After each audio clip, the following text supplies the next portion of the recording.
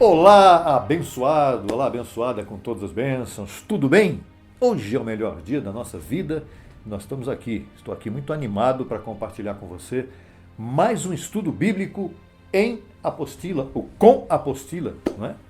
E nós estamos aqui com o entendimento perfeito para trazer para você nesta hora esse tema extraordinário, esse estudo muito importante para a sua vida. Mas antes, não sei se você já é inscrito no canal ou não. Se não for, não faça isso. Inscreva-se no canal imediatamente. Seja um companheiro nosso nesse canal aí. Ative lá o sininho e aí tá tudo maravilhoso, ok? Vamos então para mais esta série Textos Bíblicos Mal Interpretados pela teologia, pelos crentes, pelos interessados em ler a Bíblia. Tem gente que não sabe nem ler a Bíblia, nem como começa a ler. A Bíblia é o livro mais vendido do mundo. Mas quem é que sabe ler a Bíblia? Começa lá no Gênesis. Não é no Gênesis que se começa a ler a Bíblia. Você começa a ler a Bíblia corretamente em Romanos, na carta do apóstolo Paulo aos Romanos, e vai para os Hebreus. E é exatamente hoje nós vamos falar sobre Hebreus. Mas antes, o tema qual é? O discernimento do bem e do mal. Olha que tremendo, tem gente que já está pensando em coisa de carne. Quando fala em discernimento do bem e do mal, será que eu estou fazendo a coisa certa? Será que eu estou agindo corretamente com o meu marido? Será que eu estou agindo corretamente com a minha esposa? Isso aqui não fala disso, isso aqui é outro assunto que você vai ver já já.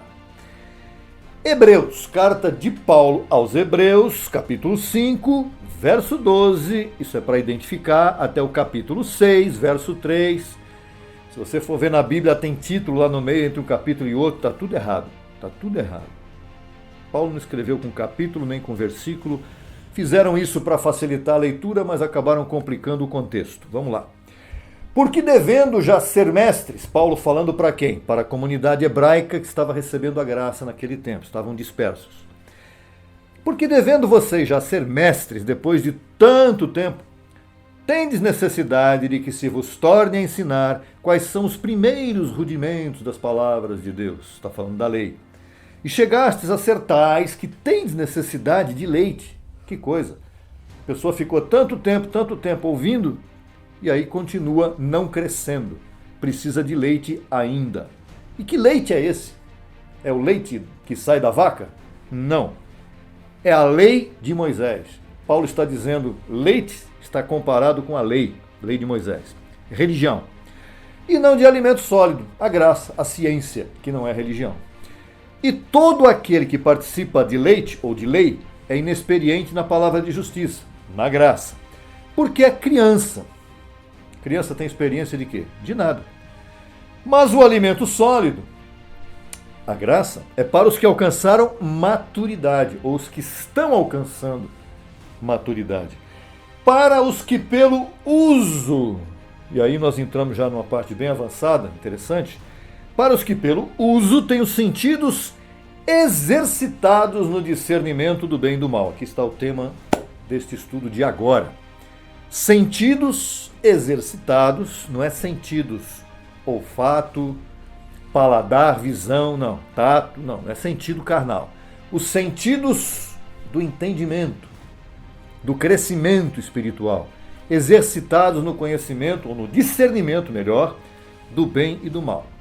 Aí Paulo diz, portanto, veja como os sentidos exercitados aqui no discernimento do bem e do mal, nada tem a ver com carne, nada tem a ver com comportamento, matrimônio, com comportamento profissional, com caráter, com temperamento da pessoa, não.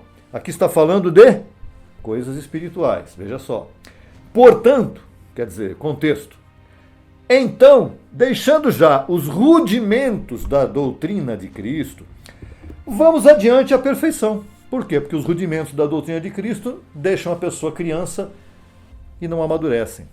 Não lançando outra vez o fundamento do arrependimento de obras mortas, da fé em Deus, da doutrina de batismos, da imposição de mãos e do juízo eterno. 5 exemplos de obras mortas. Isto faremos, Paulo diz aos Hebreus, se Deus nos permitir. O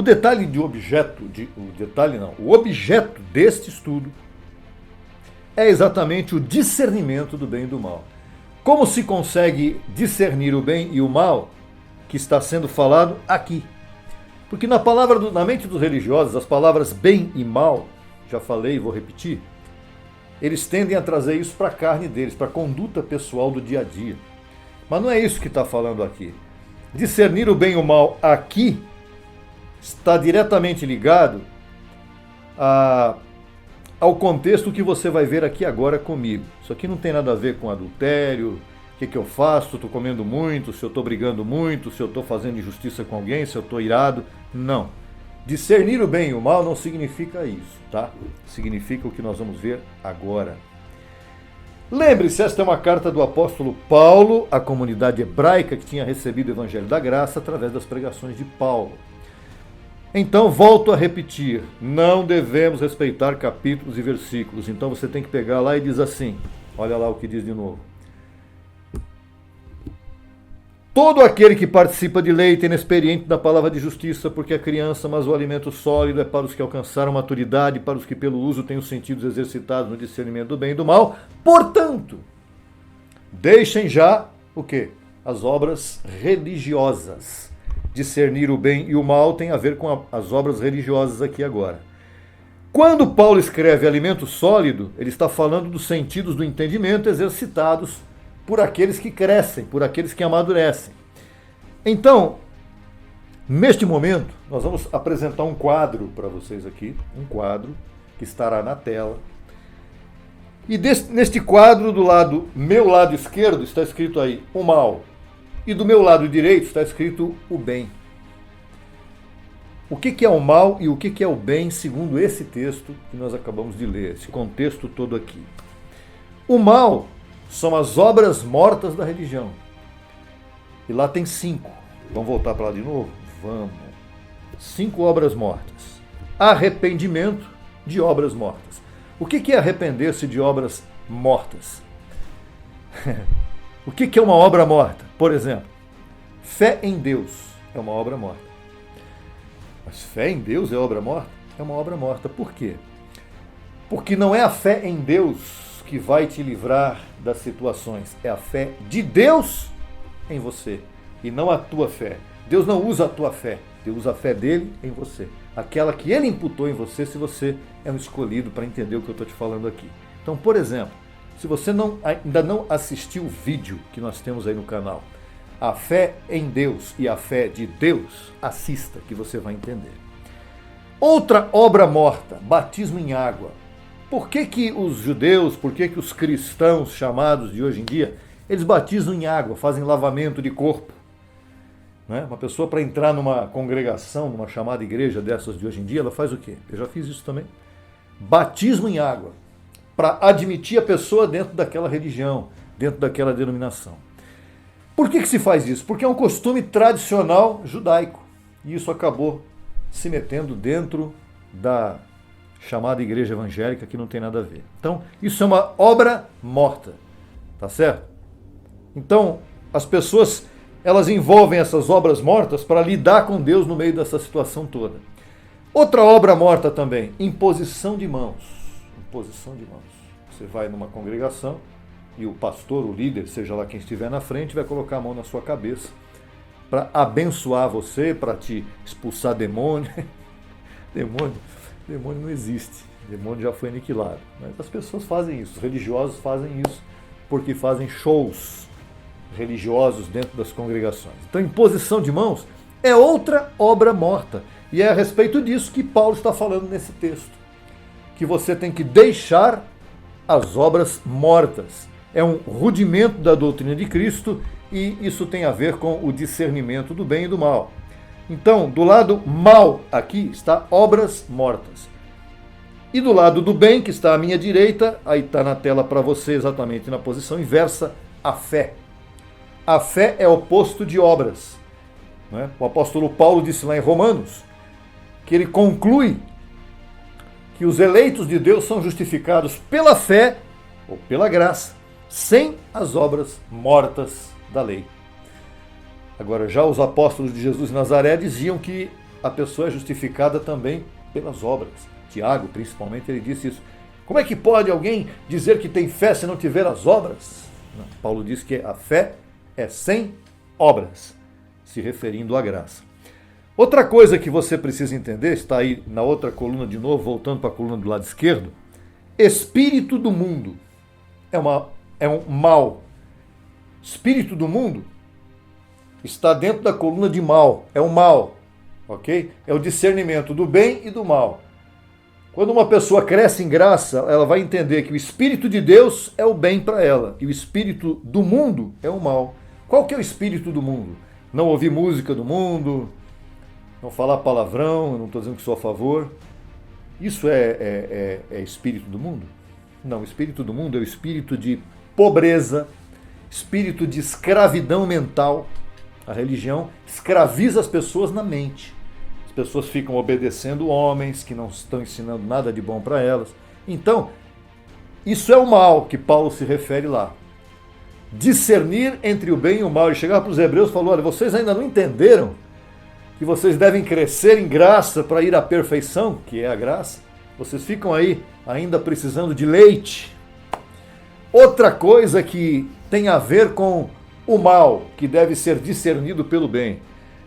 O espírito do mundo traz para as pessoas uma atitude de dúvida em relação a tudo.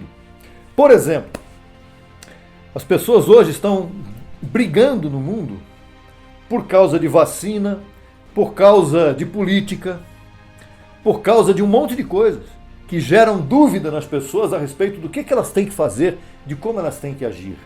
Se a pessoa está vivendo uma vida espiritual de crescimento, ela vai ter certeza do que ela tem que fazer e no momento certo. Né?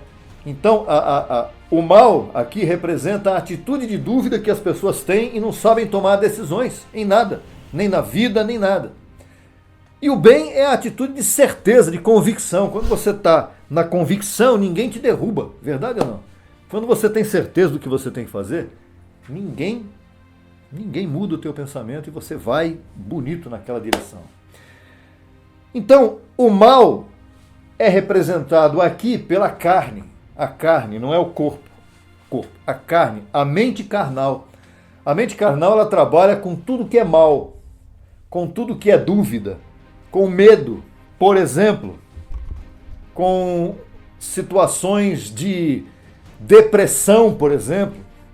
Enquanto que o espírito, ele não tem essas coisas. O nosso espírito, ele tem firmeza, convicção, amor, bom ânimo, né? Bom ânimo no espírito, depressão na carne. A carne gosta de entrar em depressão, ela não entende o outro lado, que é o lado espiritual, ela luta contra o que é espiritual. Então a carne é representada pelo mal que está em você. E o teu espírito representa o bem que está em você. Por isso que em espírito você é perfeito, completo, abençoado, próspero, feliz. E em carne você é o quê? Desanimado, deprimido, triste, oscilante, duvidoso e tantas outras coisas. Outra coisa que representa aqui o mal, discernimento entre o bem e o mal. Esse é o estudo que nós estamos fazendo aqui. O mal é passageiro. O bem é eterno. Isso aqui parece coisa de filme, né? Muitas vezes num filme o mal vence, né? Porque o filme ele tem um outro capítulo que vem depois para o bem ganhar. Mas muitas vezes o mal vence num filme. Mas na vida o mal jamais vencerá, porque ele é passageiro. O mal passa, acaba. O bem não. O bem é eterno. Por que nós vamos ser transformados em nossos corações, em nossos corpos? Por quê? Por que a nossa mente foi renovada? Por que a gente não podia ficar com a mente antiga? Porque a mente antiga é má, é de lei, é de mentira, é de engano. Isso tem que passar. O que tem que permanecer dentro de você é o teu espírito perfeito. Diga, eu sou perfeito. Abba Pai. Isso nos leva a uma outra colocação entre mal e bem. O que representa o mal? A condição em que você vive. A condição em que você vive representa o mal. Qual é a tua condição de vida? Ah, hoje eu estou sem dinheiro, eu sou pobre, eu tô com enfermidade, ah, eu tô com Covid. Você falou que tá, tudo bem. Eu tô com isso, eu estou com aquilo, eu sou um miserável, a minha vida nunca deu certo, eu estou passando por essa situação, não sei quando é que vai sair, eu vivo num país desgraçado. Nunca diga isso. Isso é o mal. O bem é a tua posição. Seja no país que você nasceu, onde você vive, onde você estiver, exercite na fala, na tua confissão, exercite a tua posição e não a tua condição. Valorize o que você é, o que Deus diz que você é. E o que Deus diz que você é? Abençoado com todas as bênçãos, próspero. Eu sou próspero, eu posso dizer que sou próspero vivendo a vida que eu estou vivendo? Claro, porque a tua confissão é que vai chamar à existência aquilo que você ainda não vê, aquilo que ainda não se manifestou. Então você é o quê? Saudável, diga eu tenho saúde, diga eu tenho boa memória, diga eu sou feliz, eu tenho uma ótima família. E não fique aí raciocinando do lado carnal, do lado do mal. Pense e confesse o lado do bem, o que você é como bem, discernir o bem e o mal. Outra coisa importante, como é que você anda na terra? Como é que você vive na terra? Você vive como homem? Pô, mas como é que eu vou viver? Você está falando, eu tenho que viver de que maneira? Não é como homem que eu tenho que viver? Não. Porque os homens vivem da maneira que todo mundo que você vê aí fora vive. Quando você olha para a rua, quando você vai numa fila de pessoas que vão ser vacinadas contra a Covid, por exemplo, quando você vai num banco, numa fila de banco, que hoje está a coisa mais difícil de acontecer, quando você vai em qualquer repartição pública, em qualquer lugar que envolva público, o que você vê lá? Pessoas andando como homens e falando como homens. Ah, porque esse governo, ah, porque essa vida é uma droga, ah, porque as escolas estão paradas, como é que meu filho vai estudar? Você só vê gente reclamando da vida. Mas quando você se vê como Deus te vê, como é que Deus te vê? Você é eleito, escolhido de Deus. Deus te vê como um Deus que você é. Você é filho dele. Eu sou filho dele, eu vou viver como homem. Eu tenho que viver como um Deus. Eu tenho que falar como um Deus. Eu tenho que me expressar como um Deus. Meu olhar tem que ser um olhar positivo. Não receba coisas negativas na sua vida, porque isso é coisa de homens. Viva como um Deus que você é. Filho de Deus é o quê? É um Deus. Ora, afinal de contas, é a natureza de Deus. Qual é a natureza de um gato? Gerar o quê? Cabrito? Não, um gato gera gato. Não é? Uma vaca gera o bezerrinho. Agora, um Deus Todo-Poderoso, gerou o quê?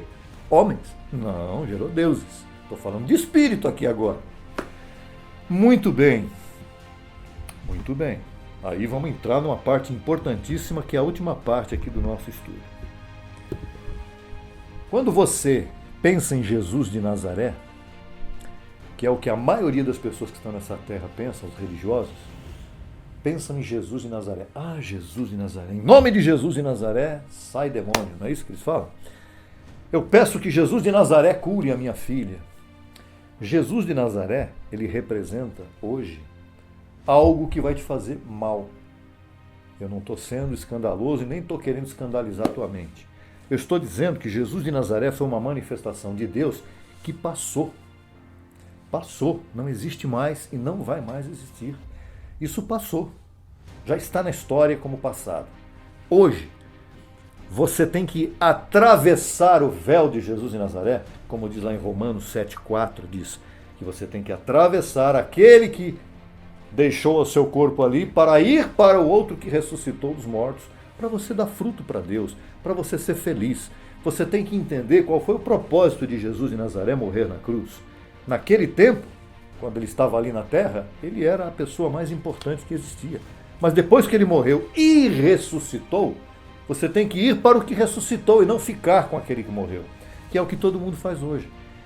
Hoje em dia as pessoas religiosas estão vivendo ainda debaixo de Jesus de Nazaré, mandamento de Jesus de Nazaré, batismo, Jesus de Nazaré, Santa Ceia, Jesus de Nazaré fez. Expulsou demônio, Jesus de Nazaré, o demônio foi destruído, as pessoas continuam expulsando demônio em nome de Jesus de Nazaré. Você tem que sair do Jesus de Nazaré, porque senão você vai quebrar a sua cara, como todo mundo aí fora já quebrou a cara, estão nas religiões, sofrendo, desanimados, muitos querem se matar, porque não aguentam mais, mas estão lá. Saia de Jesus de Nazaré, vá para o ressuscitado. Discirna em sua mente, através desta palavra que nós estamos falando para você, discirna de vida entre bem e mal. Hoje o bem para você é o Cristo ressuscitado. É aquele que ressuscitou dos mortos para que você dê fruto para Deus. Deu para entender? o que é discernir o bem e o mal nesse momento aqui dentro desse texto que o apóstolo Paulo apresentou para você. Se você entendeu, ótimo. Te recomendo fortemente, abençoado, fortemente. Vá no canal, lá está cheio de vídeo para você ouvir e ver e assistir e aprender e crescer. Tudo que está lá eu também aprendi. Então, estou passando para você. Você vê que aqui ninguém cobra nada, ninguém põe número de conta bancária, não tem nada disso aqui. Estamos apresentando o que nós recebemos gratuitamente, estamos repassando para você. Seja feliz, vá lá, assista os vídeos, ouça, veja quantas vezes você quiser. Peça para mim, eu quero um áudio só, mando para você. Ah, eu quero a apostila desse estudo, mando para você. Vai estar tudo bonitinho para você aí. E nós estamos entrando com esse canal em outra etapa de glória. Tá certo, abençoado? Então, declaro aí o melhor dia para você. Seja a melhor pessoa, cada vez melhor, como pessoa, como marido, como esposa, como filho, como pai, como profissional na sua vida, aplicando isso que você recebeu hoje, discernindo o bem e o mal. Até o próximo vídeo, que certamente vai acrescentar muita coisa boa na sua vida. Um abraço grande e até lá.